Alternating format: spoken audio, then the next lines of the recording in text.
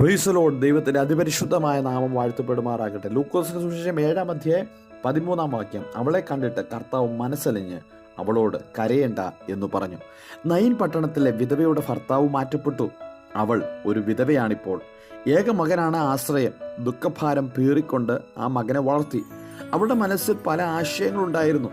അതെല്ലാം പെട്ടെന്ന് മങ്ങിപ്പോകത്തക്കവണ്ണം ജീവിതത്തിൽ ഏക പ്രത്യാശയായിരുന്ന മകൻ മരണപ്പെട്ടു. ഇനിയും അവളുടെ ജീവിതം എങ്ങനെ? ഒരു സ്ത്രീയെ സംബന്ധിച്ചിടത്തോളം ആദ്യം പിതാവ്, പിന്നെ മക്കളുടെ സംരക്ഷണം. ഒരു പുരുഷാരം മഞ്ചത്തെ അനുഗമിക്കുകയാണ്. വിങ്ങിപ്പൊട്ടുന്ന ഹൃദയവുമായി യേശുവും പുരുഷാരവും വരുന്നു. മുറിവേറ്റ വിധവയുടെ തേങ്ങലുകൾ കർത്താവ് കേട്ടു.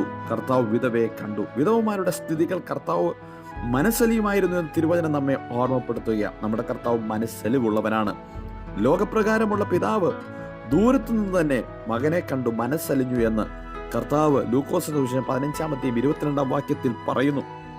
ഭക്ഷിപ്പാൻ ഒന്നുമില്ലായകൊണ്ട് അവരെ കണ്ട് യേശു മനസ്സലിഞ്ഞു. കുഷ്ഠരോഗിയെ കണ്ട് യേശു മനസ്സലിഞ്ഞ് കൈനീട്ടി അവനെ തൊട്ടു. ലൂക്കോസ് 1:48. ഇടയനില്ലാത്ത ആടുകളെ പോലെ ആകൊണ്ട് അവരിൽ മനസ്സലിഞ്ഞു എന്ന് മർക്കോസ് 6:34 വായിക്കുന്നു. നമ്മുടെ കർത്താവ് മനസ്സലിവും സർവാശ്വാസവും നൽകുന്ന ദൈവമാണ് എന്ന് നമുക്ക് മനസ്സിലാക്കുവാൻ കഴിയും.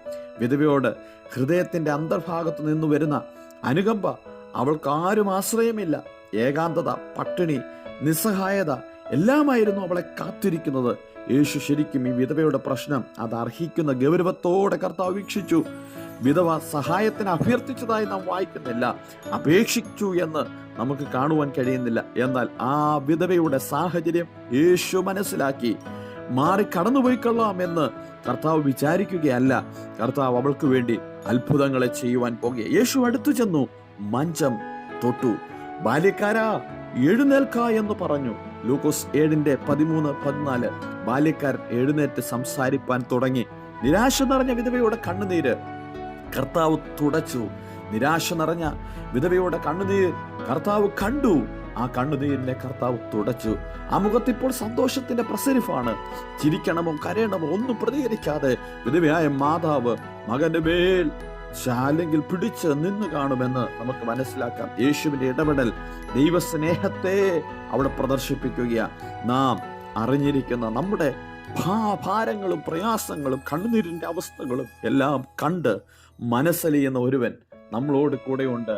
അവളെ കണ്ടിട്ട് സ്തോത്രം എങ്കിൽ കർത്താവിന്റെ കരങ്ങളിൽ ഏൽപ്പിച്ച് നമുക്ക് പറയുവാൻ കഴിയും, നമ്മെ കാണുന്ന കർത്താവ് നമ്മെ കണ്ട് മനസ്സലിയുന്ന ദൈവമാ. നമ്മുടെ വിഷയങ്ങൾ, നമ്മുടെ വേദനകൾ, നമ്മുടെ ഭാരങ്ങൾ എല്ലാം ഇന്ന് പകലിൽ കർത്താവ് കണ്ട് വിടുതൽ നൽകുമെന്ന് വിശ്വസിക്കാം. കർത്താവിൽ ആശ്രയിക്കാം. Have a blessed day. God bless you all.